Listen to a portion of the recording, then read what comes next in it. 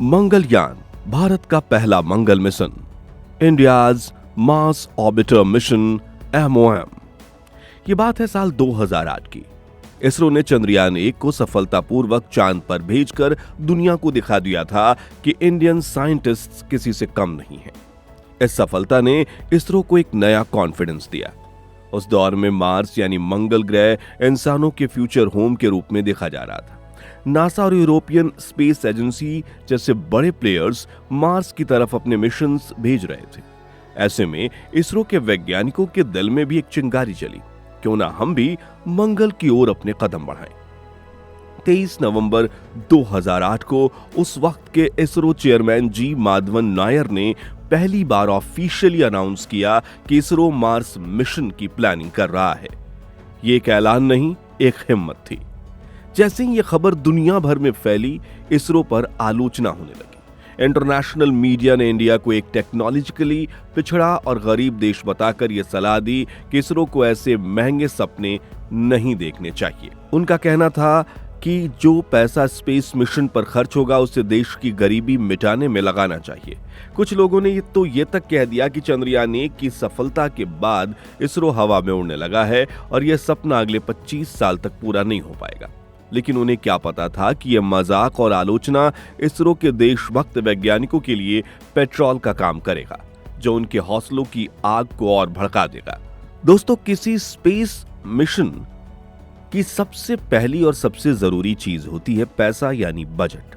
करीब 1 साल की स्टडी के बाद इसरो ने 2010 में भारत सरकार से बजट की मांग रखी, लेकिन उस वक्त की सरकार ने इस बजट को अप्रूव करने में ही 2 साल लगा दिए।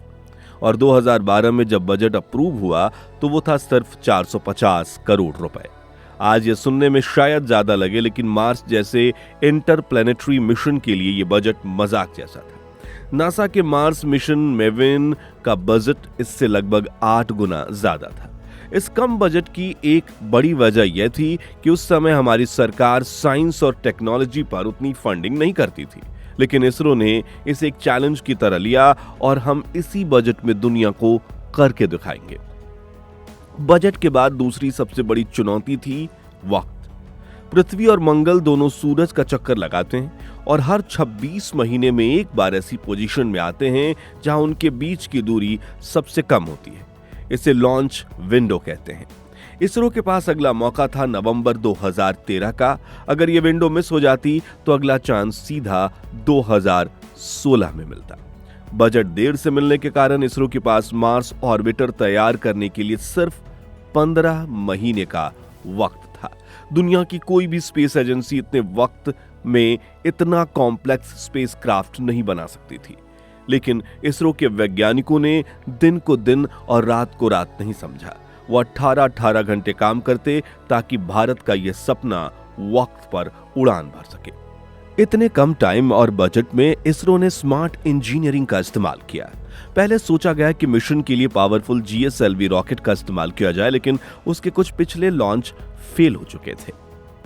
इसलिए इसरो ने कोई रिस्क नहीं लिया और उन्होंने GSLV की जगह सबसे भरोसेमंद PSLV polar satellite launch vehicle को चुना। PSLV उतना पावरफुल नहीं था कि मंगलयान को सीधा मार्स के रास्ते पर भेज सके, इसलिए वैज्ञानिकों ने एक नया तरीका निकाला। उन्होंने तय किया कि PSLV मंगलयान को पहले पृथ्वी के ऑर्बिट में छोड़ेगा, फिर स्पेसक्राफ्ट खुद के इंजन को 6 बार फायर करके धीरे धीरे अपनी स्पीड को और ऑर्बिट को बढ़ाएगा और आखिर में एक गुलेल की तरह मार्स के रास्ते पर निकल जाएगा। यह तरीका मुश्किल था, लेकिन इसने मिशन को मुमकिन बना दिया। मंगलयान सिर्फ मार्स तक जाने वाला एक डिब्बा नहीं था, उसमें 5 बेहद जरूरी साइंटिफिक इंस्ट्रूमेंट यानी पेलोड्स लगे थे। आसान भाषा में समझे तो पहला मार्स कलर कैमरा, यह मिशन की आंखें थी जिसका काम मार्स की खूबसूरत तस्वीर लेना था। दूसरा मीथेन सेंसर फॉर मार्स, यह मिशन की नाक थी जिसका काम मार्स के वायुमंडल में मीथेन गैस को सूंघना था। मीथेन गैस जीवन का एक संकेत हो सकता था। तीसरा लाइमैन अल्फा फोटोमीटर, इसका काम यह पता लगाना था कि मार्स के ऊपरी वायुमंडल से पानी कितनी तेजी से स्पेस में खो रहा है। चौथा मेन का, यह मार्स के ऊपर वायुमंडल की बनावट को स्टडी करने के लिए बनाया गया था। और 5वां TIS thermal infrared imaging spectrometer. इसका काम मार्स की सतह का तापमान और वहां मौजूद मिनरल्स का पता लगाना था। ये सभी इंस्ट्रूमेंट्स मिलकर मंगल ग्रह के बारे में हमें अनमोल जानकारी देने वाले थे। सारी तैयारियों के बाद आखिरकार वो दिन आ गया, 5 नवंबर 2013 दोपहर 2:38 पर आंध्र प्रदेश के श्रीहरिकोटा से PSLV C-25 रॉकेट ने इस मंगलयान को लेकर आसमान की तरफ उड़ान भरी। हर इंडियन की सांसें थमी हुई थीं। रॉकेट ने सफलतापूर्वक मंगलयान को पृथ्वी के ऑर्बिट में प्लेस कर दिया। अगले 25 दिनों तक मंगलयान ने पृथ्वी का चक्कर लगाया और अपने इंजन फायर कर करके जरूरी स्पीड हासिल की और फिर 1 दिसंबर 2013 को उसने पृथ्वी की ग्रेविटी को हमेशा के लिए अलविदा कह दिया और निकल पड़ा अपने 298 दिन के लंबे सफर पर मंगल ग्रह की ओर।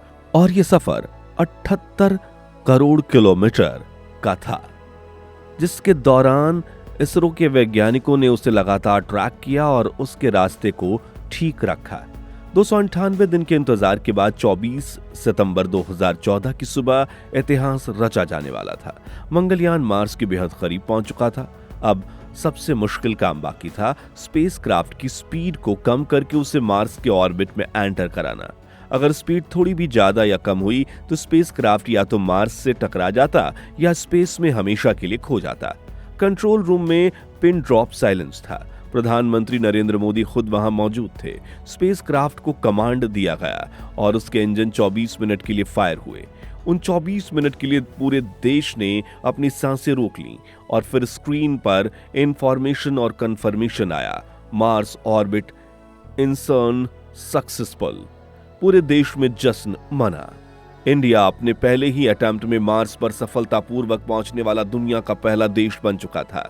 अमेरिका, रूस, यूरोप सभी पहले अटेम्प्ट में फेल हुए थे, लेकिन इसरो ने कर दिखाया था। इस जीत के बाद दुनिया जिस चीज पर सबसे ज्यादा हैरान थी वो था मिशन का बजट। पूरे मिशन का खर्चा था सिर्फ 450 करोड़ रुपए, यानी लगभग $74 मिलियन। आपको ये जानकर हैरानी होगी कि इससे ज्यादा बजट तो हॉलीवुड की स्पेस मूवी ग्रेविटी का था $100 मिलियन। अगर हम पर किलोमीटर कॉस्ट निकाले तो ये आती है लगभग ₹7 पर किलोमीटर। इतने में तो इंडिया के कई शहरों में ऑटो रिक्शा भी नहीं चलता। इसरो ने यह कमाल किया, ज्यादातर made in India parts use करके, ग्राउंड टेस्टिंग कम करके और सबसे बढ़कर अपने वैज्ञानिकों की दिन रात की मेहनत से, जिन्होंने कम सैलरी पर भी देश के लिए सब कुछ दांव पर लगा दिया।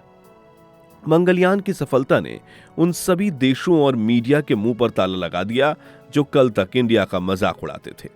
अब वही लोग इसरो की तारीफ कर रहे थे। चीन, जिसे हमारा कंपटीशन माना जाता है, उसने इस मिशन को प्राइड ऑफ एशिया कहा। इस मिशन की शान में 2016 को लॉन्च हुए 2000 रुपए के नोट पर मंगलयान की तस्वीर छापी गई। इस मिशन ने भारत के लाखों नौजवानों को साइंस और टेक्नोलॉजी के फील्ड में आगे बढ़ने के लिए प्रेरित किया। यह सिर्फ एक स्पेस मिशन नहीं था, यह दुनिया को भारत की बढ़ती हुई ताकत का एक संदेश था। मंगलयान को सिर्फ 6 महीने काम करने के लिए डिजाइन किया गया था, लेकिन उसने सबको हैरान करते हुए मार्स के ऑर्बिट पर पूरे 6 महीने नहीं, पूरे 8 साल तक काम किया।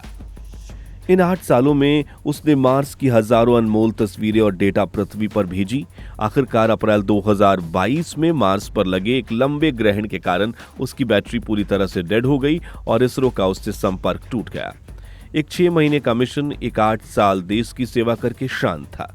दोस्तों, मिशन मंगल सिर्फ एक सैटेलाइट की कहानी नहीं, ये 130 करोड़ भारतीयों के विश्वास की कहानी है। यह इसरो के उन गुमनाम हीरोज के पसीने और मेहनत की कहानी है जिन्होंने कम संसाधन में भी वो कर दिखाया जो कोई नहीं कर सका। इस मिशन ने साबित कर दिया कि अगर इरादों में दम हो तो बजट के मुश्किलें मायने नहीं रखती। अब इसरो मंगलयान 2 की तैयारी कर रहा है और इस कहानी को और आगे ले जाएगा। आपको मंगलयान की ये कहानी कैसी लगी? हमें कमेंट्स में जरूर बताइए। अगर वीडियो पसंद आया हो तो इसे लाइक करें और हर हिंदुस्तानी के साथ शेयर करें। मिलते हैं अगली वीडियो में। जय हिंद।